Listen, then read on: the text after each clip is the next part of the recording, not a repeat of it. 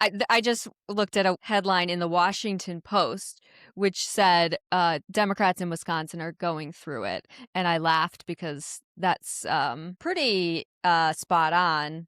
And it almost seems like all this stuff went down, but it's been like 3 days now. Wanted to check in and see how everybody's feeling and how you're feeling about all of the movement in the Democratic primary for governor. I believe after I called conversations you've had.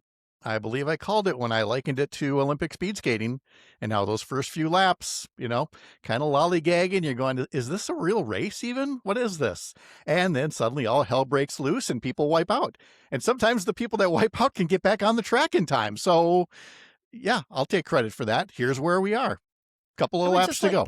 I'd like to remind us all that just a couple short weeks ago when we brought this podcast together, we were all saying, something's got to break. We can't have all 7 of these candidates continuing to do what they're doing. So you're nice welcome. To each other. Did we jinx the whole process by saying that? We poked it. We just poked it and said, do something. Yeah.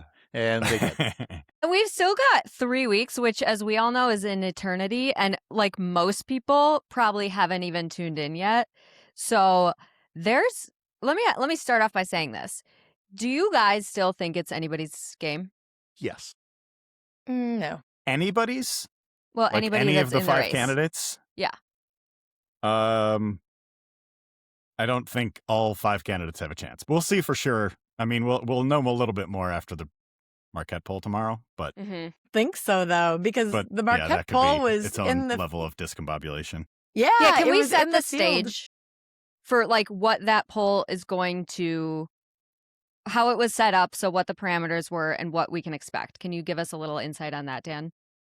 Well, maybe we should even wind it back a little bit further, because maybe not everybody watching this or listening to this knows every beat by beat of what has happened over the past 2 weeks. So 2 weeks ago today. 2 weeks ago today is the day that David Crowley ended his campaign. The next day, as we reported first at the recombobulation area, he was going to endorse Sarah Rodriguez. A few days later, Sarah Rodriguez's campaign released a statement.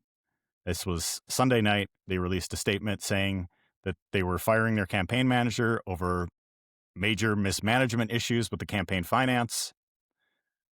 Campaign finance filings were due on Wednesday. That was going to be a big deal as part of that, and we started to know those then. And then over the course of the week, a very discombobulating week for Sarah Rodriguez and her campaign that ended with her dropping out last week, Friday. And then David Crowley re-entering the race officially on Saturday with the endorsement of Governor Tony Evers. And here we are a few days later on Tuesday. Has the dust settled yet? No, and that's why we're waiting on this Marquette poll to see if we can get anything out of it. But I don't know the exact days it was in the field and what all it's going to capture. It certainly isn't. It didn't go all the way up until Crowley getting back in the race just 72 hours ago before we recorded this. I don't think Crowley is in the poll, and I think that Sarah was in the poll until the final day, and that's what's going to make the results. So of what this are we poll doing so here confusing. then? I mean, what it's this is just going to confuse people. It is, until somebody fills the vacuum. And by the way, UpNorthNews is going to be filling that vacuum. So stay tuned. Tell. What does that mean? It means a lot of people assumed that this week's Marquette Law School poll would be the last noteworthy poll about the governor's campaign, and it will not. We are partnering with a couple of friends to put a poll together in the field since all of these developments, and in the coming days,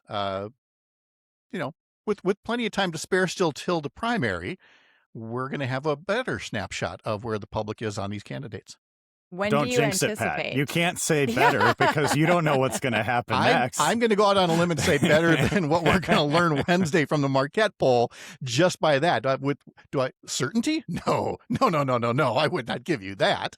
But we'll have a later snapshot than we would with this Marquette poll. So we'll stay tuned to UpNorthNews.wi.com, and we'll give you the updates on release dates and how we're going to break it all down.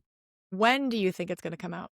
When do I think it's going to come out? I think it will come out giving people a week or more of decision time before the primary. Nice. Very exciting. Yes. I do Very think there will be exciting. something important that comes out of the Marquette poll, though. Like when you look at the individual candidates, that's going to be all messed up. But I think the one thing that we will know, and this is something that Charles Franklin has seen election cycle after election cycle, is that most people are undecided. And I suspect that that'll be the same thing at this stage, and likely will continue to be the same thing until just a few days before the primary. We've gotten such a good education this past weekend into the bubble and the weirdos that we are who are in the bubble and, what the rest of the world looks like. And we get that even from people very close to us. And I'm not, picking on my wife by any stretch of the imagination, but she started saying some unusual things about one of the candidates, kind of criticizing him. And I said, "Do you mean this other guy?" He's like, "Oh, yeah, that guy. I mean, our spouses, our family members, our best friends sometimes aren't sure who all these people are. So, we're giving our best guesses here, but we've got to remember so many people are going to be very late, turn to their friends and go, well, what do you think?" And you just hope they're referring to the right person when they say, yeah, I'm with this guy or that gal.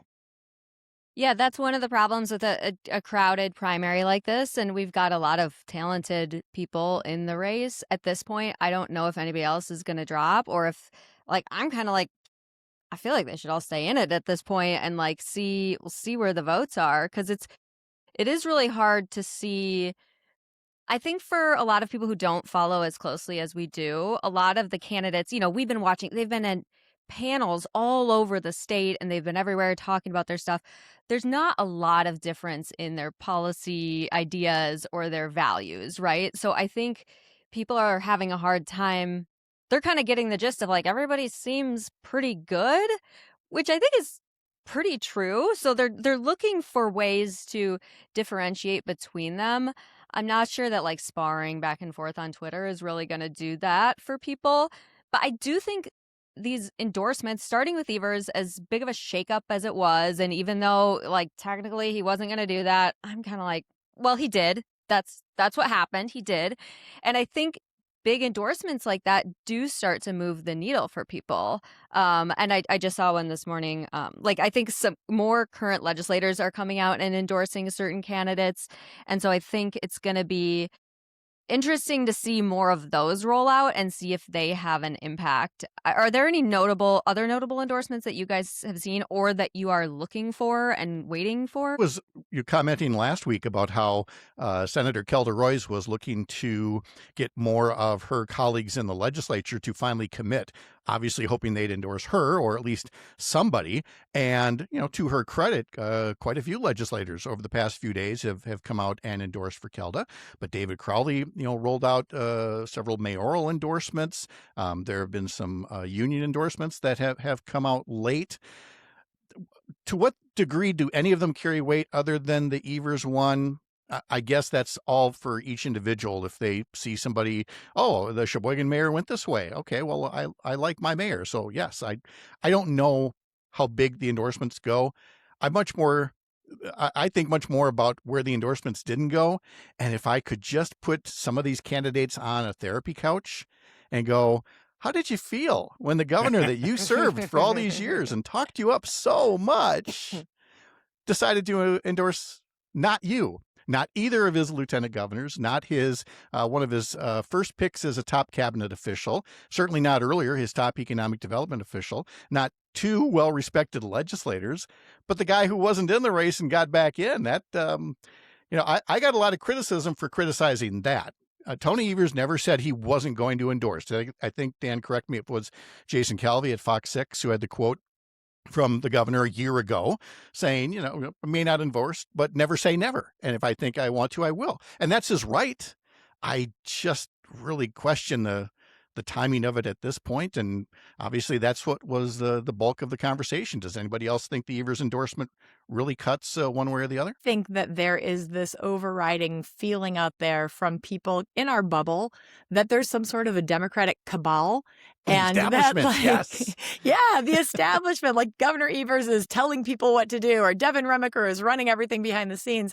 And, that's just not the case. There are people who have preferences and everybody's having conversations, but there's no puppet master. Yeah, I'm kind of annoyed by these establishment talks, too, because everybody just, and I kind of made this point when I was talking in an interview I did with Francesca Hong. I think the way that conservatives use woke to say that everything I don't like is woke. For Democrats, everything I don't like is the establishment, right? And so I think there's all these conversations about who is the establishment, who isn't the establishment, who is making these decisions, who's pulling the strings. There's no they. There's no establishment. It's just, and frankly, I don't have a problem with Evers deciding to endorse in this. I don't. I don't either. I understand why people are frustrated with it. I've heard from some folks that they don't think it's a smart decision, but he wanted to endorse a candidate, and he really likes David Crowley, and so we wanted to endorse David Crowley. I don't think it goes a whole lot further than that, to be perfectly honest. And I think a lot of the people who have problems with this, and I don't think we need a therapy couch to understand how some people felt about this. It's been pretty clear. And I understand. I get it. That's tough. But I think the people who are really against it just have been working in politics for a long time, and there's a certain way that things go. And it makes them nervous when that just goes differently. It's like, whoa, this isn't the way it works. And I personally kind of love that, because that's kind of the reason I started getting into it. I'm like, I feel like with politics, everybody, it's like old school and everybody does things a certain way, and it's like hasn't modernized. And so I'm kind of like, rewrite the rules. Like, as long as you're not really breaking any rules. And I mean, why not? That's kind of where I've been on this. I don't know if it'll move the needle either way. I guess we will see. I don't know if we're really going to figure out who's really gaining momentum or not. And the one person I really think about a lot with that, I guess now Crowley too, I wonder about, but also Kelda.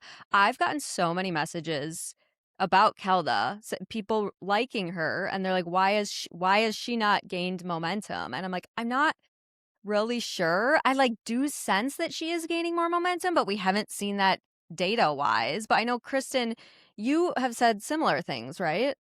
I actually just interviewed her this morning, and she has a ton of momentum in Northeast Wisconsin. She's really invested up here. And as I was interviewing her, I was thinking, damn, she is so good. Like, she's got all this experience. She's so convincing. She's got money. She's been on TV. She would be such a great governor. And I'm not endorsing Kelda. I'm not endorsing anybody. But yeah, there is a lot. She has a spark. And I can't explain why it's not breaking through. I don't know. Maybe our reporters know better. Kate and I are just, influencers. You guys are the real deal. Well, as you would expect somebody from deep within the establishment to say, I share a lot of what Kristen is saying. As a former state senator, to see a state senator like Kelda Roys, who's been doing this for, a quarter century, as she likes to say over and over again. She has all this experience.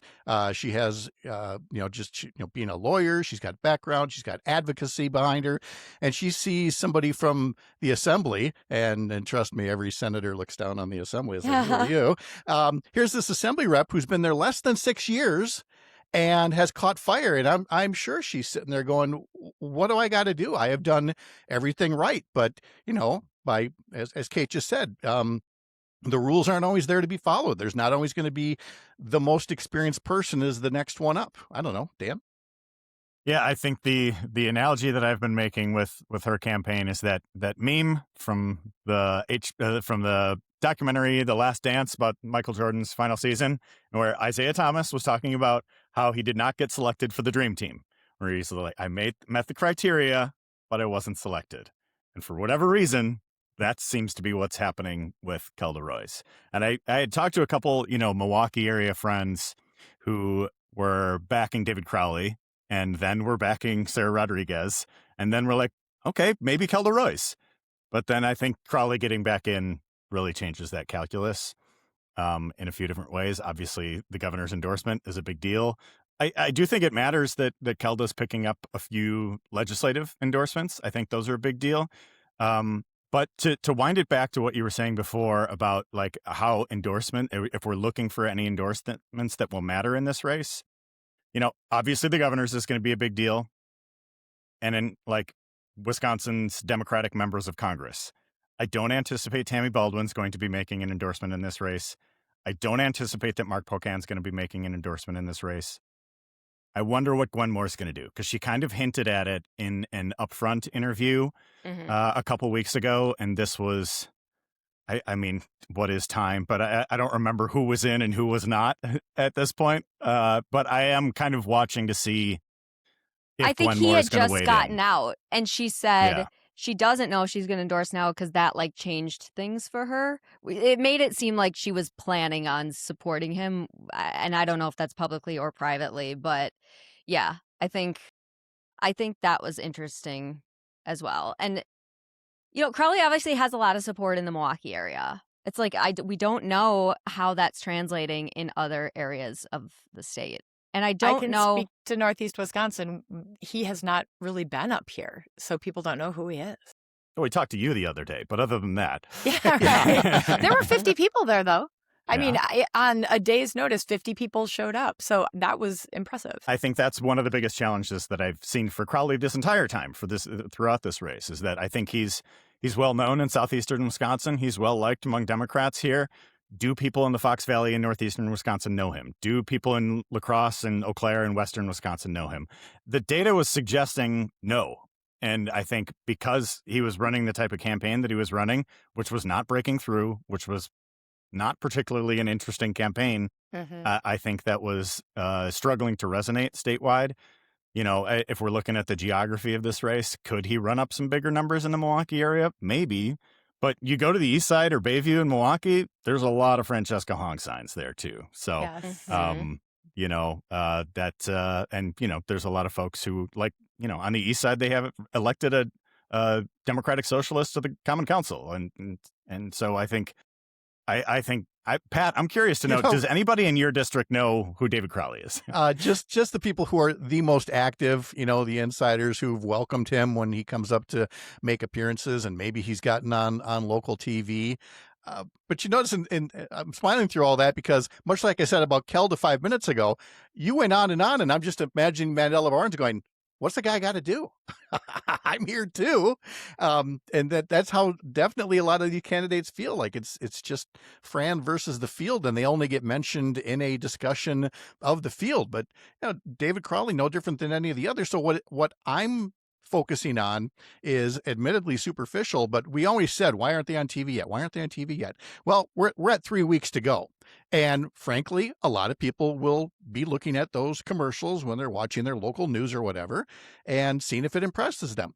I have to admit, I haven't seen any. I haven't seen any ads where I'm going, wow, that person might have just really helped themselves with that ad or hurt themselves. But we're getting to that window now for the public, I think. Yeah, even digitally, like I'm not seeing even in any like pre-roll or any. I mean, I know we've talked about this. I get Tom Tiffany's a lot, but I think, yeah, I'm assuming everybody has money, so I'm assuming they're gonna like start spending it, or they should if they haven't yet, to try to get that name recognition out there.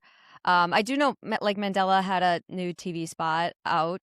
I mean, I see the press releases about the TV spots, but not the actual TV spots, right?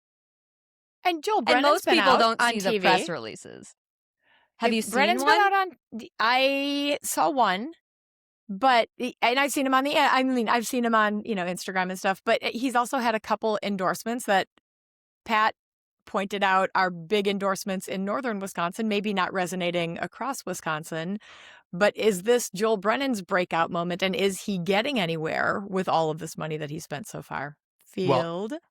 And again, because he's not very well known, he needed to take that gamble of going in with a big buy earlier than most people would to see if he can move the needle. But unfortunately, those endorsements by former Senator Janet Bewley up in the Ashland area and Attorney Chris Bremer-Moogly up in north central Wisconsin, I mean, they probably would have been more helpful to come a little bit earlier so that networking around there would have the opportunity to, get the word out about Joel Brennan. And instead, where we are is Brennan probably has not moved the needle much with those TV ads.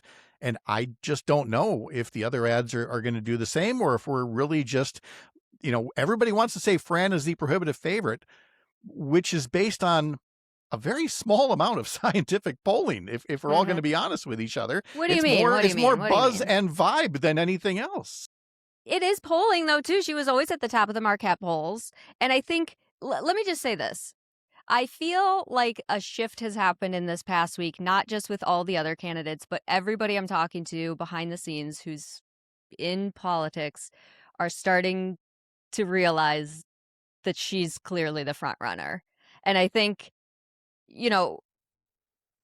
hearing all of, this whole time, I've always seen her campaign for doing what it is with building the grassroots support and the momentum and doing things differently and showing up authentically. And that matters so much at this point in time. That matters almost more than Mandela's name recognition, I think. People are in a really they're in a specific place right now. Emotionally, with everything going on, they're tuned in, they're angry. And I've always, since the beginning, been like, yeah, her campaign's going to do something. I don't know exactly what, but people should not write it off. And I feel like people are starting to say, oh, okay, Fran, if this is a speed skating race, she's pulled ahead. Can anybody catch her at this point is the question. Do you guys agree with that? I do. And I think the Republican Governors Association ad is proof that they think that she can be the nominee. And I think that ad suggests that they would prefer for her to be the nominee, and that they think that she is the candidate that Tiffany has the best chance against. To the extent that calculus adds up, everybody can kind of draw their own conclusions on that one. But I do think she started the race as the wild card. She made herself a contender by running what I still think is the best campaign that anybody has run in this race.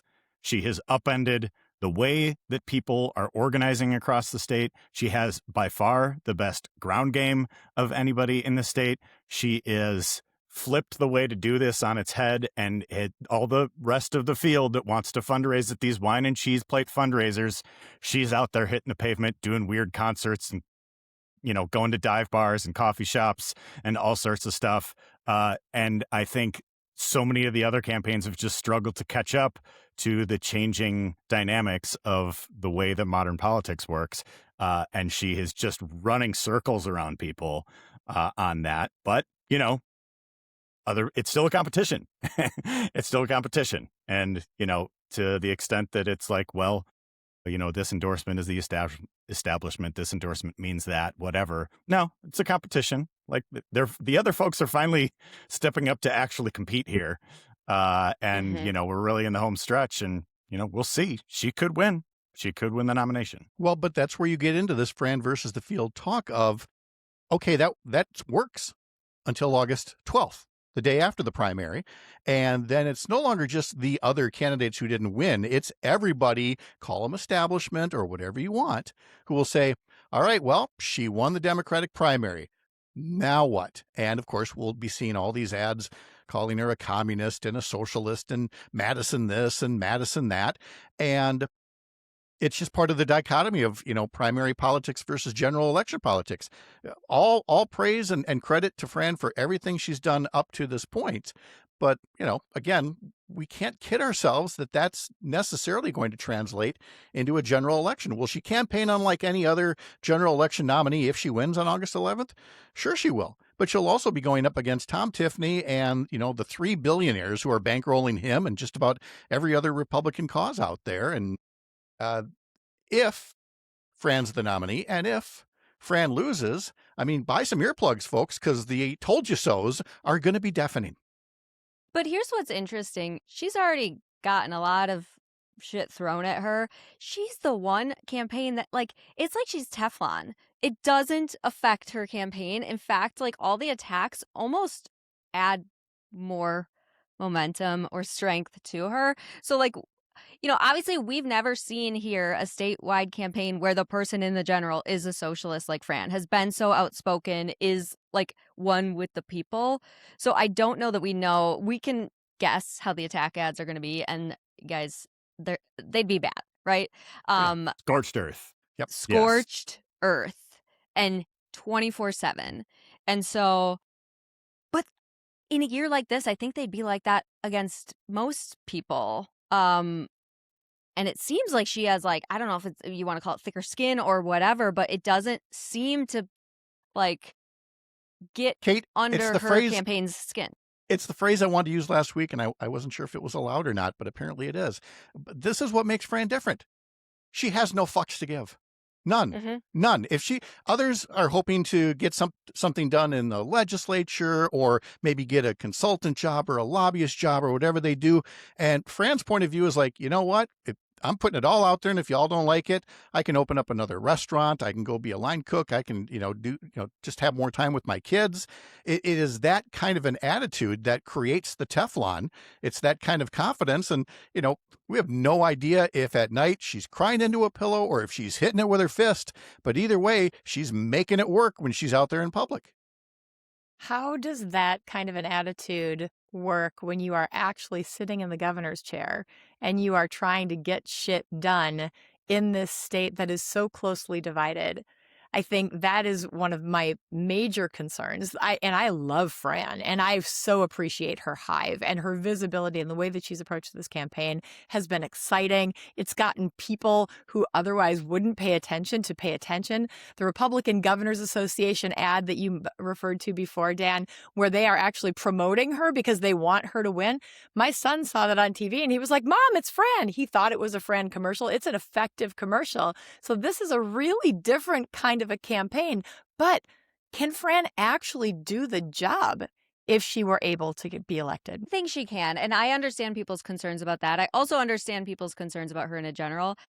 I don't know her like super well, but I feel like I know her well enough to understand she is a serious candidate, a serious lawmaker. She cares deeply about the people of Wisconsin. She really doesn't have much of an ego. And I think she would understand that going into a general, tone may need to shift a little bit, and she may need to be a bit more compliant with some messaging. We're already kind of seeing that, where somebody asked her about defunding the police and she says, "No, I don't want to defund the police.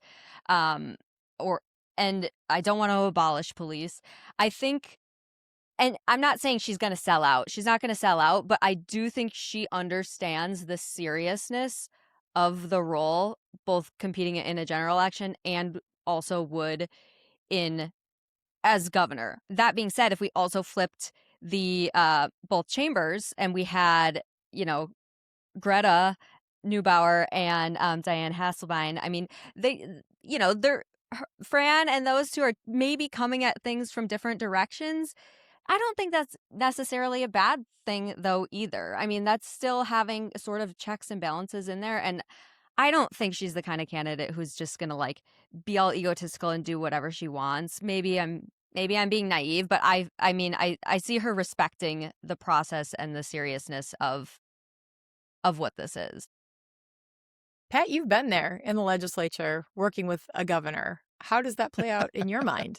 Well, I've watched this in the administrations of both Tony Evers and Jim Doyle, where, again, you have what become these turf battles. I've seen, renegade governors who were going to just sweep in and get stuff done, a la Jesse Ventura, who basically just got marginalized. Democrats and Republicans in the Minnesota legislature said, well, we'll just work around him and we'll overturn his vetoes. And they did. So it is, people are correct to say, hey, it's one thing to campaign, it's another to govern. And if you're seen as doing this more for, show business or ego or whatever the case may be, I'm not referencing Fran specifically, but anybody, they'll work around you. The establishment is undefeated for a reason. It has the inertia, the institutional inertia that will stop any renegade in their tracks, which is going to take somebody like Fran or anybody else and say, okay, you won. Now let's get serious. Let's build relationships, and let's understand we're not going to go to a $25 minimum wage next year. I'm sorry, folks, we're not. Fran could get 80% of the vote. That's still not going to happen because of the institutional inertia that WMC will bring to the legislature and everything else. So, yeah, the leadership in an executive office is definitely not the same as being a successful campaigner. At the same time, I don't think people should underestimate her on that front either.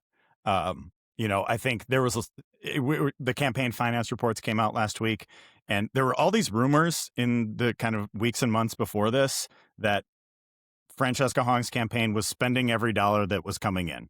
That they were saying that they're just flooding the zone with digital dollars. They're spending so much more than any other campaign. That's why we're seeing them everywhere. That's why the campaign is so ubiquitous. We saw the numbers last week. She did not do that. She did not spend every dollar that came in. And so, again, just keep underestimating her at your own peril, because I think that the people who have underestimated her thus far are the ones who've been proven wrong.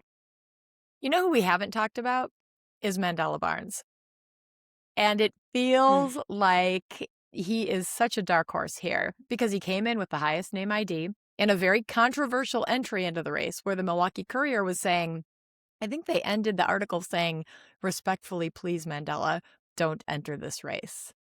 He's had some peaks. He's had some valleys. It seems like his stock is falling right now. Where do you think Mandela factors in? This is hard. I don't know. So, as the person who created Moms for Mandela in 2022 and was very excited about his campaign, rallied a lot of moms and women around it, was the first time I'd really gotten that involved in politics. He at that time was somebody who was inspiring and made this boring thing, politics, exciting to be around and to feel hopeful for. And I do think in the right scenarios, he still does that. But I do feel like even back then, I felt I didn't know anything at that point. So I wasn't going to say anything. But I even felt like it was too safe a lot, very cautious, a little too scripted.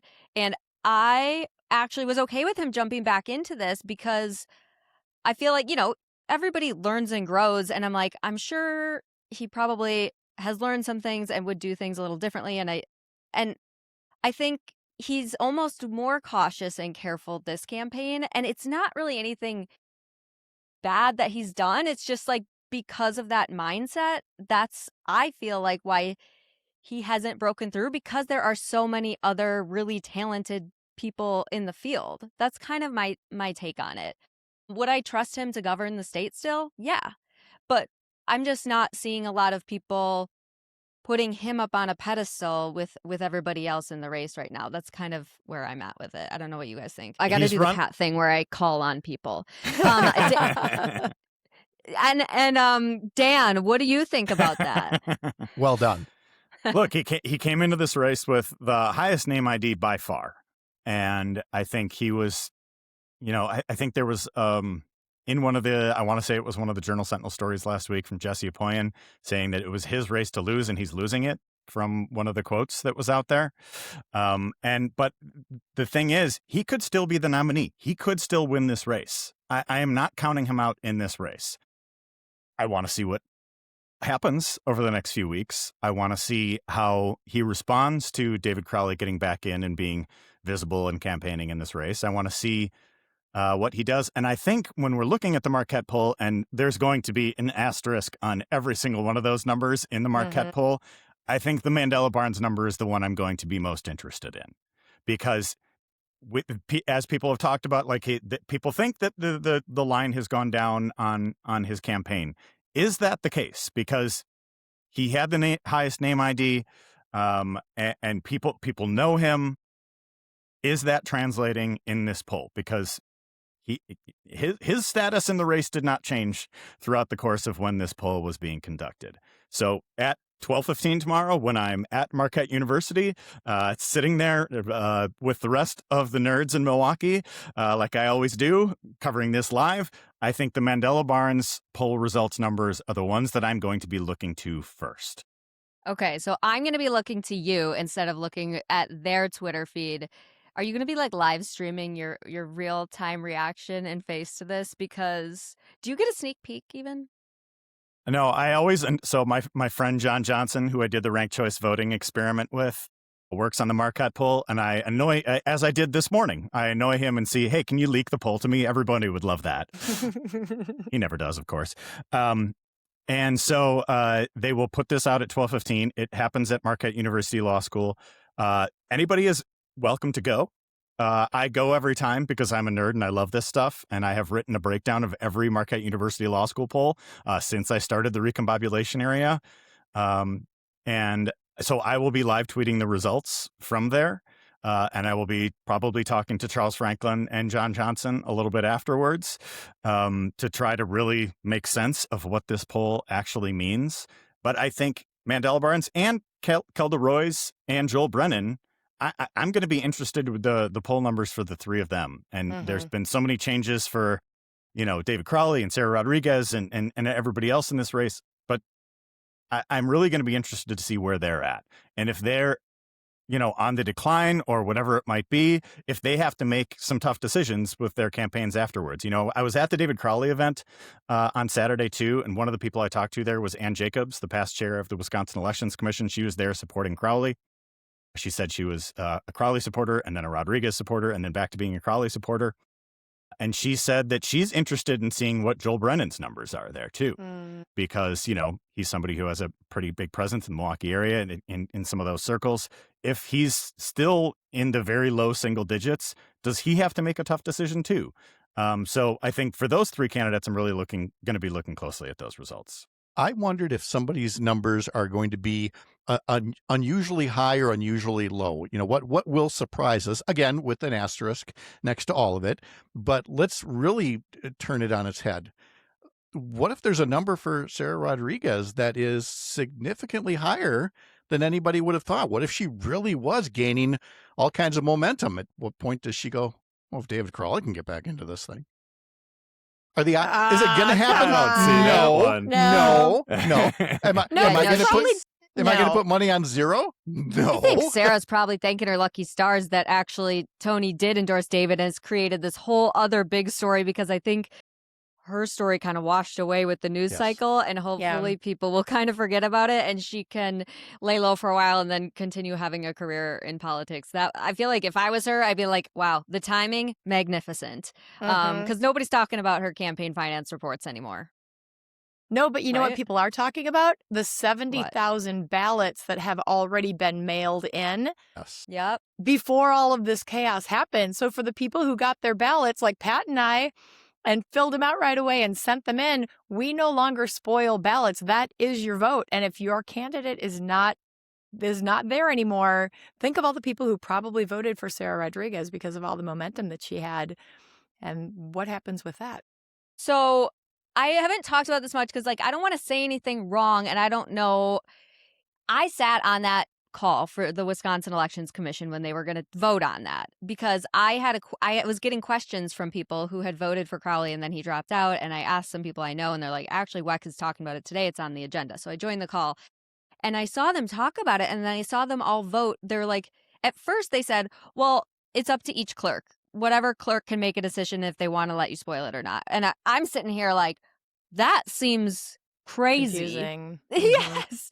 And they were like, yeah, that's leaving too much out there. So I think we need to vote on it and make it uniform. So they did vote on it, and they all, except one person, voted. I think Ann Jacobs actually was the only one against it, to say no anymore. But I'm still getting messages from people that different clerks are letting them do that. So if that was you and you want to change it, I don't know if this is bad advice or even legal to say, but I don't know if all the clerks have gotten the message, and it is just a little confusing. Dan, what happened? Even you have the same breaking news there, Dan? Some of this is unfolding in real time here. Yes. So according to a tweet from Molly Beck at the Journal Sentinel, the Democratic Party of Wisconsin sent a letter to state elections commissioners today asking them to immediately rescind guidance that bars absentee voters from requesting a new ballot if their preferred candidate drops out. And then Wisconsin Elections Commission's chairman, Don Millis, tells me he has no plans to call a meeting on the guidance at issue. Millis says state law is clear in his view. Again, that's from Molly Beck at the Journal Sentinel. And I don't know if it's clear, but Devin Remaker said in a release just now, allowing voters to spoil and recast their ballots was standard practice in Wisconsin prior to attempts by Republicans to file frivolous lawsuits to muddy the waters. Yeah. We believe the guidance was issued improperly, and after consulting with each of the Democratic candidates for governor, we are submitting this letter formally asking the commission to retract their guidance. Probably won't, but I mean, what I wondered is, does this just turn all of Sarah Rodriguez's and Missy Hughes's voters into liars? In other words, do they have to go to their clerk now and go, you know what? I just remembered I spilled coffee on that ballot, or it's torn up, so you got to put that in the shredder and give me a new one, and not say, well, I voted for somebody else. Because and that's the thing. you can give other reasons for your you can give other reasons for your ballot being spoiled, and I just think it causes a lot of confusion.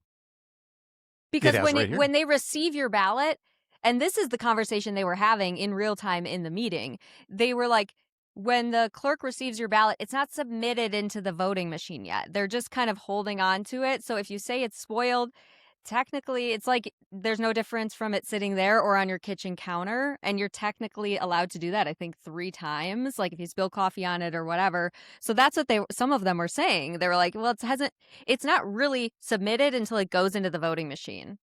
And so I was kind of shocked watching this unfold, but again, it was very like inside baseball that I'm like, is this normal? I also was like shocked that it's mid-July and we're having this conversation that affects so many people in this state. Like, don't you think this should have been figured out a while ago? Why, yes. Like, guys, explain this more. to me how this works. Like, I'm just shocked at this whole thing. And what happens now? Well, I mean, this we've seen. I mean, we really saw it during COVID, of course. But even before that, we saw essentially not real time legislating per se, but we saw situations come up, and that's what you have an elections commission for, and courts as well by extension, is to say, here's something we didn't even think of until it came up, and now we've got this. I don't want to get too off track, but it raises a case as to when should the filing deadline be, because you've got 7 candidates on there, and 2 of them dropped out and then 1 came back in. So if we're going to have a process, candidates can drop out after their names are already on the ballot. Yeah, you'd better have rules for taking care of the people who cast these ballots the way that they did, or just tell everybody, hang on to that ballot until like 2 days before the election, and then bring it to your clerk, deliver it by hand. And figure out where you can deliver it or drop it, because everybody is different. I interviewed Ann Jacobs last week for my show, and it is just, there are so many hits happening to our voting process all over the country, and there's so much that we're doing in Wisconsin to try to protect it. But the one thing that she really emphasized is that every clerk in our own municipalities, they own that election, and the people who administer those elections are our neighbors and our friends, and they take this job really, really seriously. So what we can all do as citizens of Wisconsin is sign up to be a poll worker, sign up to be a poll watcher, be part of the process. It is not a huge undertaking, and it really does make a difference when we are trying to protect our ability to vote and to preserve our democracy. And be an observer in cases where I think first Milwaukee, but certainly any place, suddenly we see some federal officers standing outside some of the polling places as an intimidation tactic. Don't rule that out. Yeah. And when we stand together, they're trying to intimidate, right? That's all part of it. Make people scared, make people worried that there are going to be charges or whatever brought against you. When we stand together, we are going to feel so much more supported and so much more likely to step up. So that's why there's power in numbers. Yeah, and I think, I know I need to be talking about this a lot more, especially heading into November. We can guess what Trump is going to do. He's already signaled some things, some intimidation tactics, like you mentioned.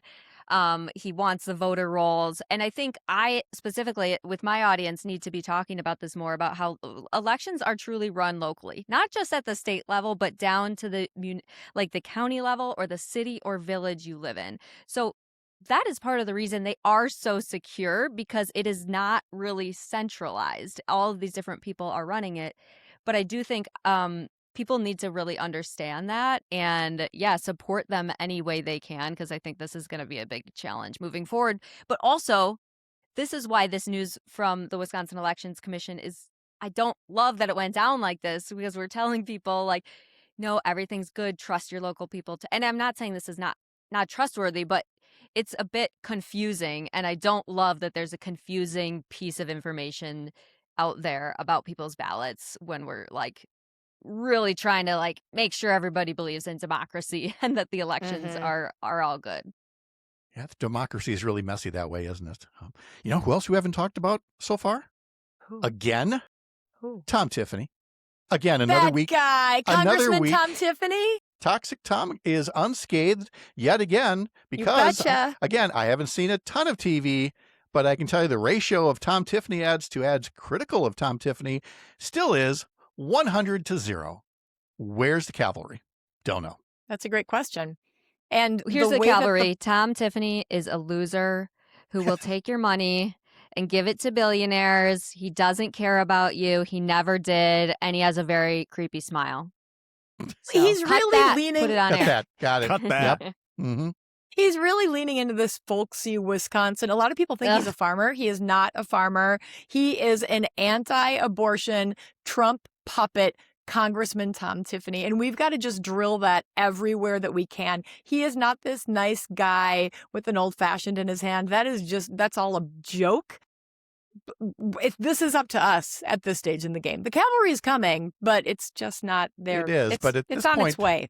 So many people should already know that this guy would turn the entire Northwoods into strip mines and strip malls Yeah. if he could. He's wrong on a million positions, starting with, insert your issue here. I'll put in, I don't know, helping defend a pedophile by not releasing the Epstein files, by voting against that. Or you could lead with, wanting to undermine democracy by voting to overthrow election results from 2020. And yet the number of people in Wisconsin who know these things is still way, way, way too small. And he bills himself as a steward of taxpayer dollars or whatever it is. He voted for Foxconn.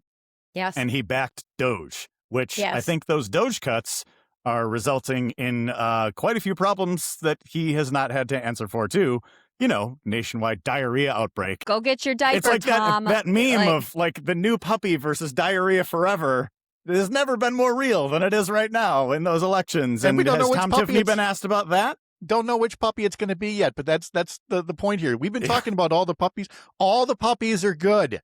Any of the puppies would be a good choice versus diarrhea. Choose the puppies, kids.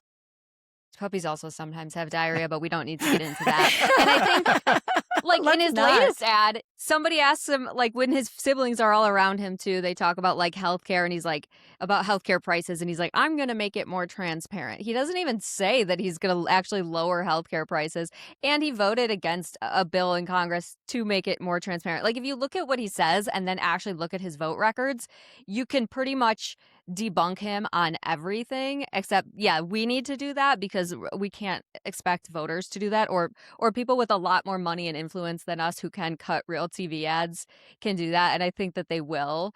But his record is not good. He just looks like he's not too big of trouble, but Tom Tiffany is responsible for our affordability healthcare crisis. Tom Tiffany is responsible for rural hospitals closing. Tom Tiffany is responsible for your increased ACA premiums that make it impossible for you to afford healthcare. And that's going to get worse in January. So we have to hold Tom Tiffany accountable for all of his bad votes, both as a state legislator.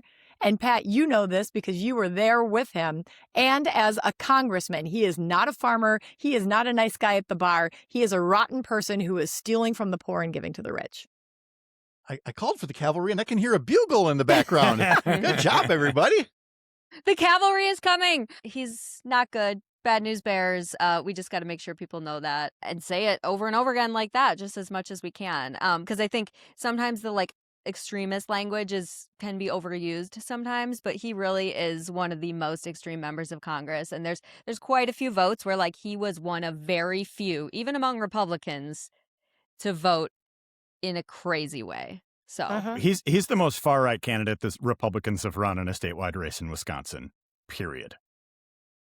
He is no moderate by any stretch of the imagination. He is very far to the right. He's not even trying to appeal to the center, which is why I think he's running a pretty bad campaign, given the fact that he has this huge runway to run a general election. He's running as if this were a primary.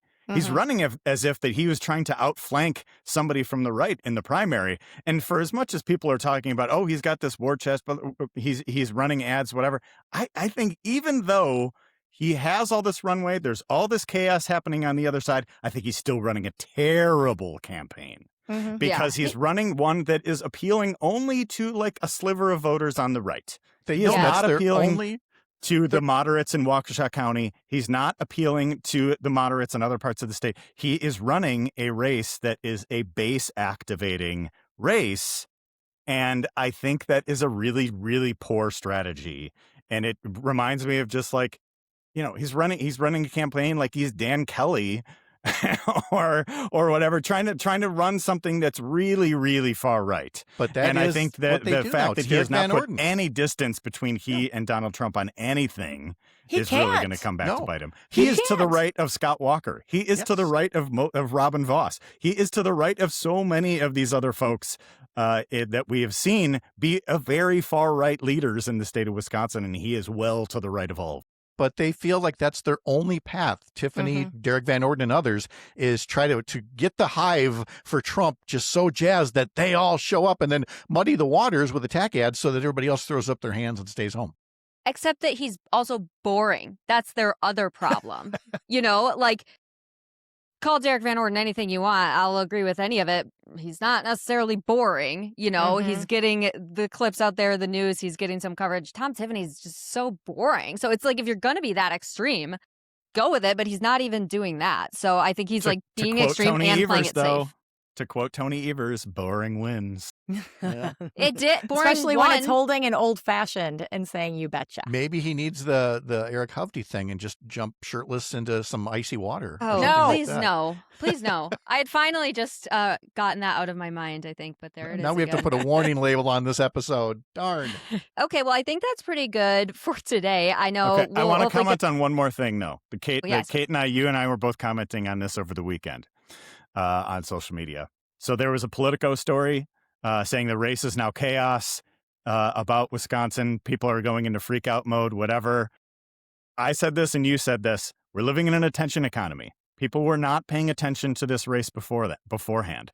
Trump has used chaos to his advantage in campaigns and wherever else.